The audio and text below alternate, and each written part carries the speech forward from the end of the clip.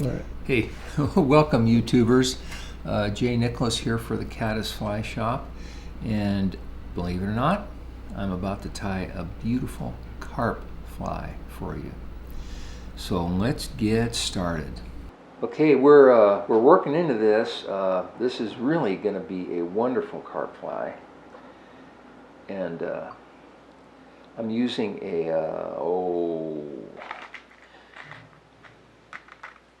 Daiichi 1120 Mustad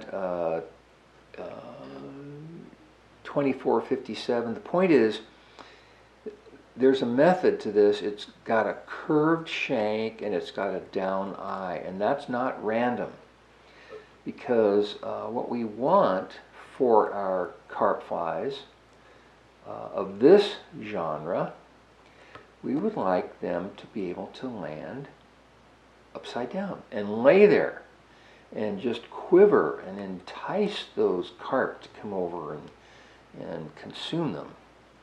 And so the curved shank and the downturn eye, that's the deal when the fly is fished that way. Now my thread, you could use all kinds of threads. I happen to be using a 74D Lagerton in a fire orange, and it's wonderful, but you could use something else if you got something else. Okay, so unfortunately I didn't get my, oh yeah, here it is. I've got a piece of this wonderful, what kind of chenille is this? I should remember this. This is the San Juan worm type of chenille. It is ultra chenille. And I've kind of singed this end, and I got it too hot and got it stuck on my finger, and it hurt like heck. So I want to secure this. So I got the end. This is, now you could use different colors. This is going to be a nice little attractive tail that's going to stick up when this fly is sitting on the bottom. And you see I'm tying this right around the curve of the shank because I want it to go that way. And now I'm going to put in a couple of, just a little bit of wiggle here.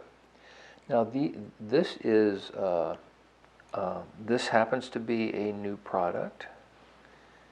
If you don't have it, if you have grizzly micro legs or something else of that nature, it's all good. But I like these. I like the colors. Now, for the body here, I've got some options. I could use Cullen's Carp Dub, and I sometimes do that. For right now, I'm going to use some Senyo Fusion Dub. And you might ask, well, why are you going to use one over the other?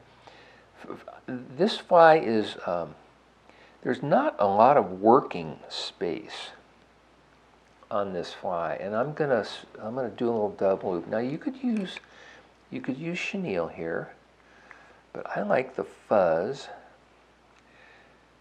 This is a Senyo's Fusion Dub, and it's not tobacco. It's kind of a brownish. It's got a little bit of sparkle in it. I like it really well.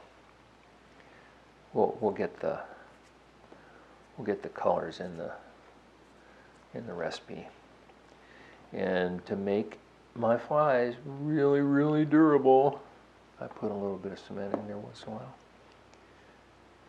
Now, before I wind that, I'm going to get my thread forward, out of the way, and get my bobbin reeled up. So with Cullen's Carp Dub, I like that for flies with a little bit longer shank and where I'm going to have a bigger body, because the Carp Dub has all kinds of wiggle in it, and it's got little rubber leg thingies in it. So for this fly, that would be just a little bit too much. So we'll use that in another fly. So now the other thing I'm going to do here, I'm going to get a hackle fiber here. I'm going to get a hackle fiber here from this. This is a grizzly marabou patch that you can't see the whole thing, so I'll just tantalize you here with little parts of it. But the point is, it has all kinds of feathers on here, and I'm going to get a feather, that guy right there, and it's got some webby material on it, and I'm going to tie this on as a collar. And the tricky thing is I'm going to tie this on, I want to go right behind these eyes, so I'm going to tie it right down over the dubbing that I've already got on there. I'm going to grab this with my super duper inexpensive hackle pliers because they work with this situation.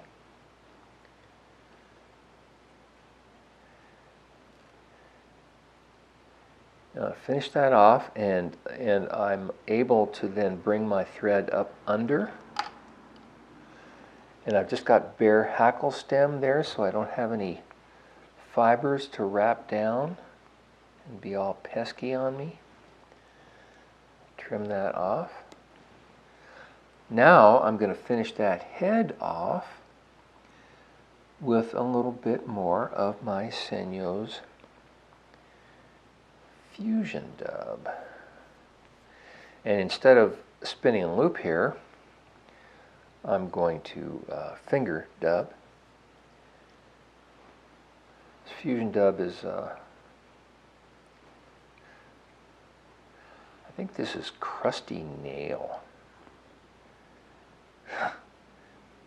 People are great at naming these things.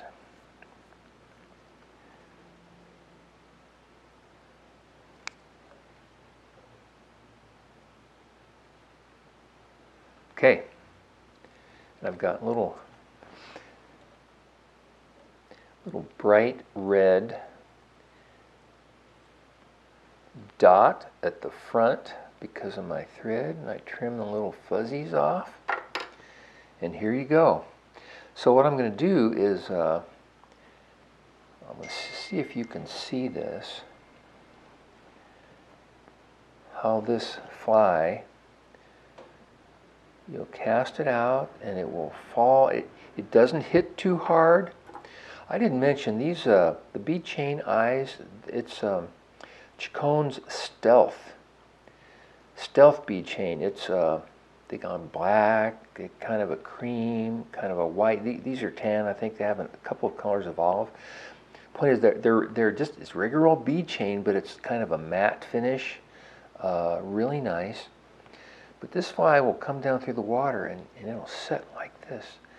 And these little wiggling legs are out there, and this tail's like a worm sticking up from the bottom. And the carp just comes right along, grabs it.